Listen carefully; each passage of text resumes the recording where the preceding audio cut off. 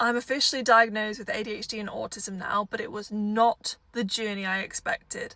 Part 1. 3 years ago, I started therapy, and the second session in, she said, "Have you ever considered you may have autism?" And that she would really strongly suggest that I go for an autism diagnosis through the NHS. So with that, I went to the doctors and asked them, could you put me forward for an autism assessment? They did a mini test, said that I qualified, and they said that the waiting list can be quite long for things like this, so you're prepared to wait. And I said, okay, no problem.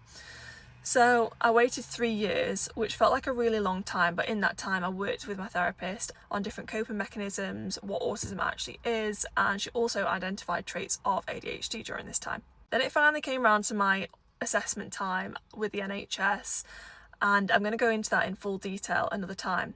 But the results came back after quite a long wait, and they said that it was inconclusive.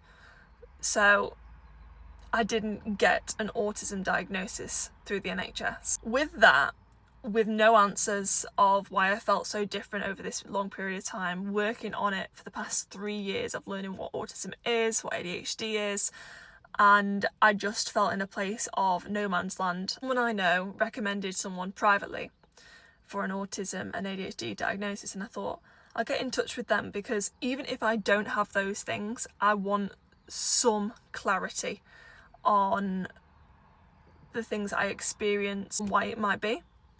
So I went through and it was the most thorough process. The difference between going private and with the NHS was vastly different, and I think because I am quite complex and I mask really heavily, and I was actually shocked with some of the results, because from being told that you're not autistic to then getting scales of where you've almost broken the scale for ADHD and autism just blew my mind. The level of clarity and understanding a diagnosis has given me is unbelievable, and I feel like I can almost, makes me a bit emotional, start my life as a bit of a fresh start.